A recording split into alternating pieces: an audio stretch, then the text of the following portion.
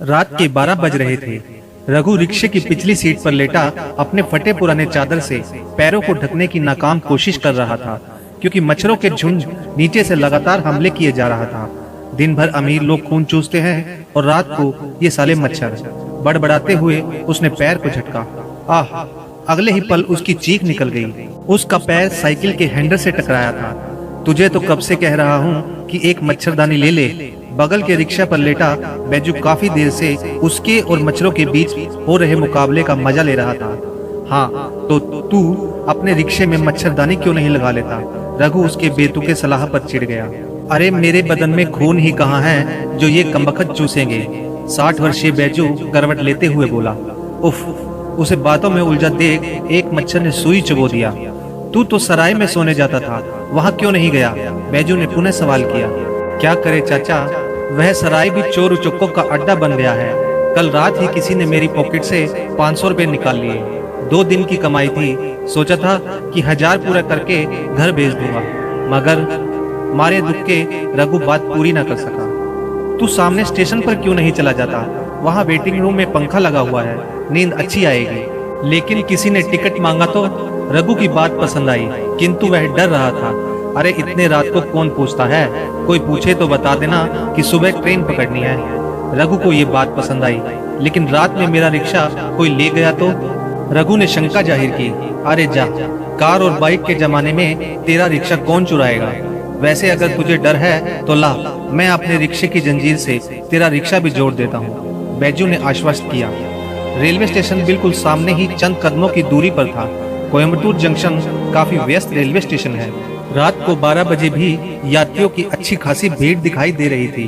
वह प्लेटफॉर्म के सबसे आखिरी छोर पर एक पंखे के नीचे शाल ओढ़कर लेट गया, लेकिन काफी कोशिश करने के बावजूद भी उसे नींद नहीं आ रही थी।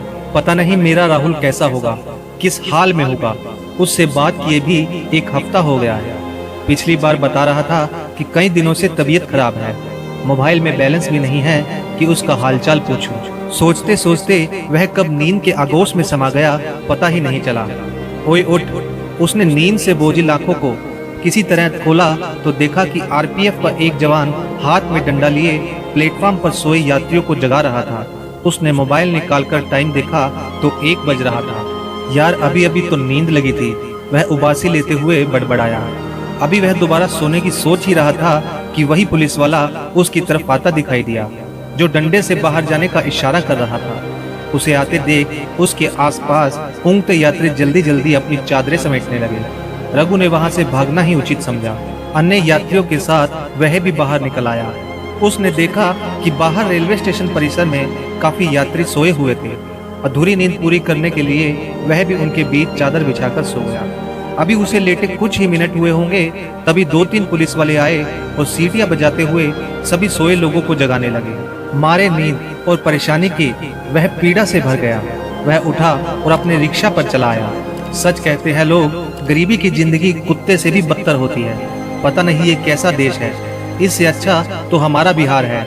वहाँ तो अनेकों बेसहारों का ठिकाना रेलवे स्टेशन ही होता है।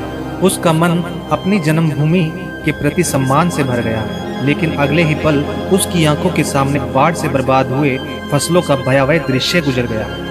बाबूजी कल ही धान का बीज लेकर आए थे और आज सुबह उठकर पिछवाड़े गए तो देखा कि खेतों में बाढ़ का पानी घुस आया था। बाबूजी चुप रह गए।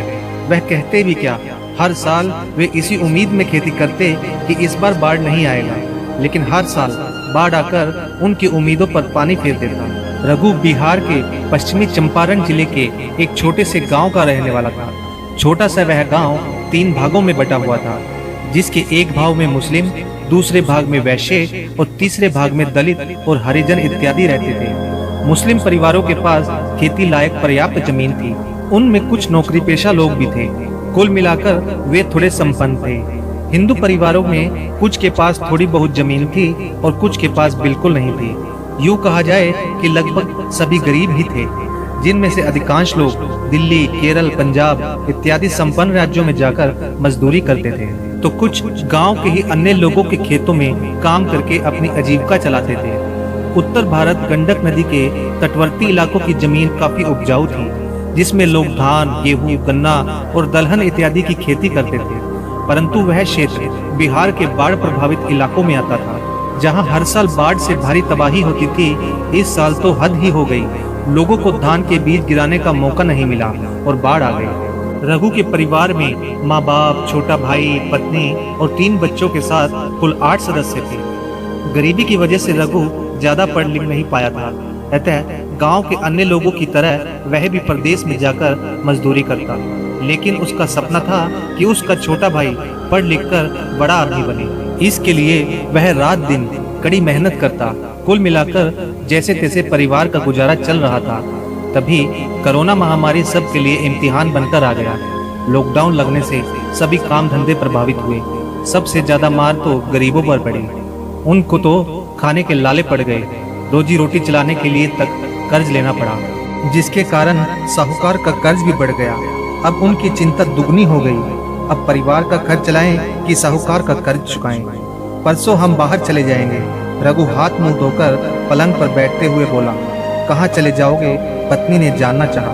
केरल, वहाँ जाकर कुछ काम कर लूंगा। भैया, अब की बार मैं भी चलूंगा आपके साथ। राहुल इंटरमीडिएट कर चुका था, परंतु अभी लॉकडाउन की वजह से स्कूल कॉलेज बंद होने के कारण कई महीनों से घर पर बेकार बैठा था। तू क्या करेगा वहाँ जाकर? मैं तो कोई भी काम कर लूंगा। नहीं तो घर पर ही रह। यहाँ पर भी एक आदमी का रहना जरूरी है। भैया, मैं जानता हूँ कि घर की कंडीशन बहुत खराब है। आप अकेले क्या क्या करोगे? मैं चलूंगा तो आपकी भी कुछ मदद हो जाएगी। आखिर यहाँ भी तो बेकार ही बैठा हूँ। रघु आगे कुछ नहीं बोल पाया, क्योंकि वह जानता था कि राहुल सच कह रहा था। तय समय पर उन्होंने ट्रेन पकड़ी और 48 घंटे के लंबे सफर के बाद कोयम्बटूर उतर गए। रघु का एक रिश्तेदार कोची में राइस मिल में काम करता था।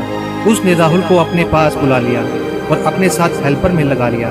इधर रघु को काम की तलाश में कई दिनों तक भूखा प्यासा इधर उधर भटकता रहा, लेकिन इस अनजान शहर में कोई मुनासिब काम नहीं मिल पाया। इसका मुख्य कारण तमिल भाषा का ना बोलना और समझ पाना था। उत्तर भारतीय लोगों को दक्षिण भारत में यही समस्या होती है। तभी एक दिन उसकी बैजू से मुलाकात हुई। वह भी बिहार का ही रहने वाला था। उसने ही उसे अपने रिस्क पर रिक्शा दिलाया था। उसे यह रिक्शा चलाते हुए 3 महीने हो गए थे, लेकिन रहने का कोई निश्चित ठिकाना नहीं खोज पाया था। एक रिक्शा चालक जो दिन भर में बड़ी मुश्किल से 300-400 कमाता हो, उसके लिए 2000 रुपये के किराए के रूप में मुमकिन नहीं था। ऊपर से खाने पीने का खर्च भी था। ऐसा वह दिन भर रिक्शा चलाता और रात को एक निजी ट्रस्ट द्वारा निर्मित सराय में जाकर सो जाता। अरे कब तक सोएगा? बैजू ने झकझोर कर जगाया तो वह नींद की दुनिया से बाहर आ गया। सोचते सोचते वह पता नहीं कब सो गया था। वह आंख मलते हुए उठा तो सुबह के 8 बज रहे थे। मच्छरों के काटने से समूचे शरीर में खुजली हो रही थी। सोच भी लग आई थी। उसने चादर को लपेट कर रखा और बोतल में पानी भरकर जंगल की ओर चला गया। वापस आकर हाथ मुंह धोकर हमेशा की तरह चाय बिस्कुट खाया और रिक्शा लेकर तैयार हो गया। रिक्शे पर बैठा वह सवारी का इंतजार कर रहा था। तभी उसका मोबाइल बजने लगा। घर का नंबर देखते ही उसने जल्दी से फोन उठाया। आपका फोन क्यों नहीं लग रहा था? कितनी बार मिलाया? फोन उठाते ही पत्नी ने शिकायत की, बैलेंस खत्म हो गया था, अभी तो रिचार्ज करवाया है। फिर उसने बारी बारी से माँ और सभी बच्चों से बात की। काफी देर तक पत्नी, बच्चों और माँ से हालचाल जानने के बाद उसने फोन रखना चाहा। तभी उषा ने याद दिलाया कि याद है ना, कल किश्त भरनी है। उसकी पत्नी ने कहा, अरे हाँ, अच्छा आज शाम को हम 1000 रुपये डाल देंगे। 1000 रुपये नहीं, कम से कम 1500 रुपये डाल देना। चावल, आटा, तेल सब खत्म हो गया है। ठीक है, कोशिश करूँगा, कहते हुए उसने कॉल कट कर दिया। शाम तक 1500 रुपये की व्यवस्था कैसे होगा? फोन रखने के बाद वह सोच में पड़ गया। पिछले साल रमा की शादी में जो उसने 2 स्मॉल फाइनेंस कंपनियों से 30-30 हजार के 2 लोन उठाए थे, वे इसके जी का जंजाल बन चुके थे। हर महीने 7-8 हजार रुपये उसी में चले जाते थे। काफ़ी देर इंतजार करने के बाद उसे 2 महिलाएं अपनी तरफ आती दिखी तो वह झट से सीट से नीचे उतरा। वे दोनों महिलाएं रिक्शे पर बैठने जा ही रही थी कि एक ऑटो आकर रुकी। ऑटो वाले ने पता नहीं क्या कहा कि दोनों महिलाएं ऑटो में बैठकर चली गई। वह बेचारा देखता ही रह गया। इस तेज रफ्तार वाली दुनिया में रिक्शे और टांगे वाले को कौन पूछता है भला? वह निराश होकर रिक्शे की पिछली सीट पर बैठ गया और मोबाइल से छेड़छाड़ करने लगा। ओ रिक्शा, ओ रिक्शा! उसे किसी के चिल्लाने की आवाज़ सुनाई पड़ी। गांधीपुरम चलोगे? शायद वह भी कोई उत्तर भारतीय था। कितना लोगे? उस अधेड़ व्यक्ति ने पूछा। आइए ना, जो सही लगे दे दीजिएगा। जब भी उसे कोई हिंदी भाषी मिलता वह एकदम दरिया दिल हो उठता। रिक्शा चलाने की आदत ना होने के कारण उसके फूलों पर फफोले पड़ गए थे, जिसके कारण उसे तीव्र जलन महसूस हो रही थी। ऊपर से वह तेज धूप में वह पसीने से तरबतर किसी प्रकार दर्द को बर्दाश्त करके पेंडल मारता जा रहा था। करीब आधे घंटे के सफर के बाद वे गांधीपुरम पहुंच गए। वैसे तो यहाँ का 60 रुपए बनता है, आप 50 रुपए ही दे दीजिए, वह विनम्रता से बोला। उस उधेड़ ने जेब से 20 रुपए का नोट निकाला और उसके हाथ में थमाकर जाने लगा। ये क्या अंकल जी, बहुत घाटा लग जाएगा। घाटा क्या लगेगा, तेरा क्या पेट्रोल जल गया है? लेकिन अंकल जी, अरे ठीक है रख ले, वह बेरुखी से कहता हुआ आगे बढ़ गया। रघु का जी चाह रहा था कि उस घुसड़ का मुंह तोड़ दे, लेकिन कुछ सोचकर वह खून का घूंट पीकर रह गया। वह रिक्शे पर चढ़ा और वापस चल पड़ा। आज का दिन उसकी कमाई के लिहाज से अच्छा गुजरा था। दिन भर में करीब 650 की कमाई हुई थी और पहले का 500, लेकिन अभी 400 रुपये कम थे। उसमें से तो 200 रुपये रिक्शे का किराया भी देना था। चलो उसे कल ही 2 दिन के इकट्ठे दे दूंगा। पहले बैजू अंकल से उधार लेकर घर भेज देता हूँ। बैजू का कोई रिश्तेदार नहीं था। एक बेटी थी जो 10 साल पहले ही किसी लफंगे के साथ भाग गई थी। उसे गांव गए कई साल हो चुके थे। वह दिन भर रिक्शा चलाता और रात को 2 पैग मारकर रिक्शे पर पड़ जाता। बैजू से पैसे लेकर उसने घर बेचे, तब जाकर उसे थोड़ा चैन मिला। रात के लगभग 8 बज चुके थे। अब उसे भूख भी लगाई थी। वह उठा और सामने के होटल में घुस गया। ये इडली डोसा और सांभर खाते खाते तो लगता है घर जाने से पहले ही मर जाऊंगा, उसने बेमन से इडली को मुंह में डालते हुए सोचा। सचमुच उसने पिछले 3 महीने से कभी भी भरपेट भोजन नहीं किया। खाना खाने के बाद वह अपने रिक्शे पर बैठा था। तभी उसे कुछ याद आया। उसने तुरंत मोबाइल निकालकर कॉल लगाया। राहुल अभी अभी ड्यूटी से आकर बिस्तर पर लेटा ही था कि उसका मोबाइल बजने लगा। हेलो, कौन? वह मोबाइल की स्क्रीन टूटी होने के कारण नंबर नहीं पहचान पाया। हेलो राहुल, कैसा है तू? प्रणाम भैया, मैं ठीक हूँ, आप कैसे हैं? राहुल का बुझा हुआ चेहरा खिल उठा। अरे फ़ोन क्यों नहीं करता है रे तू? रघु ने उसे डांटते हुए बोला। मेरे मोबाइल का स्क्रीन टूट गया है, इसमें कुछ नहीं दिखता, बस कॉल सुन सकता हूँ। अरे कैसे टूट गया? वो काम करते वक्त हाथ से छूट गया, राहुल ने बताया। अच्छा ठीक है, बनवा लेना। अब ये बता कि काम कैसा है? रघु ने जानना चाहा। ठीक ही है, लेकिन ड्यूटी 12 घंटे की है और महीना में केवल 9,000 रुपये, उसमें से भी ठेकेदार का कमीशन कट जाता है, राहुल मायूसी से बोला। दरअसल उसका वहाँ बिल्कुल मन नहीं लग रहा था। ऐसा लगता जैसे किसी जेल में कैद हो। अच्छा कोई बात नहीं, दिवाली तक किसी तरह काम कर ले, उसके बाद फिर मत आना, रघु ने सांत्वना दी। लेकिन ठेकेदार कहता है दिवाली में कोई घर नहीं जाएगा, जो जाएगा उसे पैसा नहीं मिलेगा। क्यों, उसके बाप का राज है क्या? हाँ समझिए, उसका ही राज चलता है। कोई उसके खिलाफ कुछ नहीं बोल पाता। जरा बात करा तो उससे। छोड़िए ना, वो आपसे बात नहीं करेगा। मैं कोई ना कोई उपाय लगा लूंगा, आप चिंता मत कीजिए। आप बताइए आपका काम कैसा है?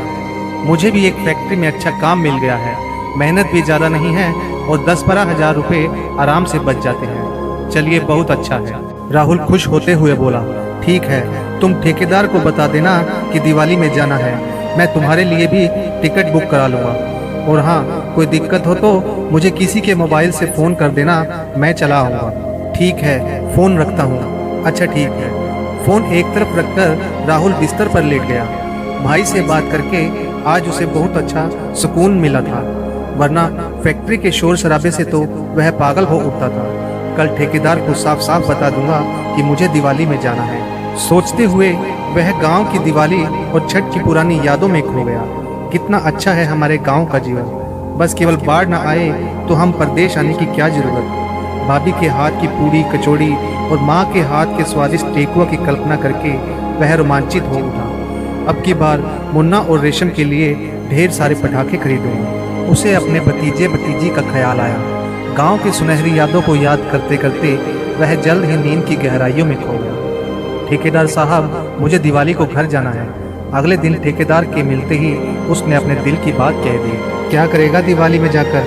दिवाली के 15 दिन बाद चले जाना, ठेकेदार ने लापरवाही से कहा। नहीं, त्योहार के दिन पर मैं घर पर नहीं रहूँगा तो मेरी माँ बहुत रोएगी। तो फिर क्यों आया है यहाँ? माँ की गोद में ही रहता। ठेकेदार बेरुखी से बोला, मैं तो किसी भी हाल में जाऊँगा ही। तो जा, कौन रोकता है, मगर तेरे इस महीने के पैसे नहीं मिलेंगे। ये तो कोई बात नहीं हुई, मैं मालिक से बात करूँगा। तो फिर जाना, यहाँ क्यों खड़ा है? ठेकेदार ने भद्दी सी गाली दी। अगली सुबह मिल मालिक ने राहुल को अपने ऑफिस में बुलाया और बहुत फटकारा। वो तो शुक्र है अजय का जो समय पर वहां पहुंच गया, वरना वह हाथ भी उठा देता।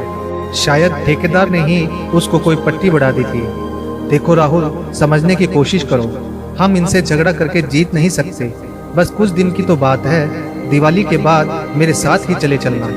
अजय जो राहुल की मौसी का लड़का था और उसका हम उम्र था। यार जब दिवाली छठ बीत ही जाएगी तो जाकर क्या करूँगा? वह बहुत गुस्से में था। इतना गाली गलौज सुनने के बाद उसका मन और भी नहीं लग रहा था।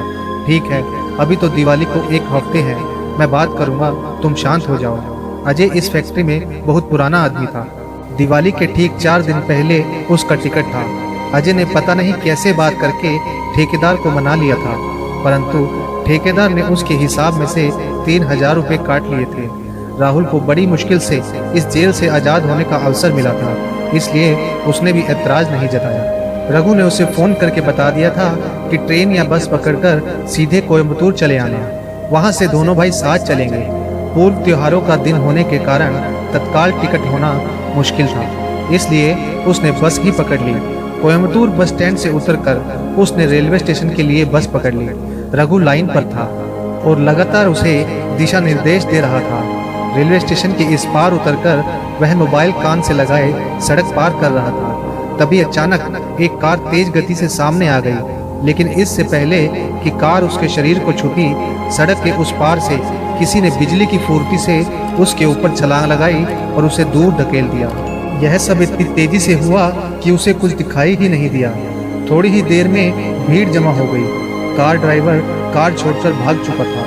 रोड पर गिरने के कारण उसकी कोहनियां छिल गई थी। किसी तरह कराहते हुए वह भीड़ को चीरता हुआ अंदर पहुंचा और मृतक को पहचानने की कोशिश की। उसने दिमाग पर जोर डाला और घने दाढ़ी मूंछ के खून से सने चेहरे को पहचानने की कोशिश की।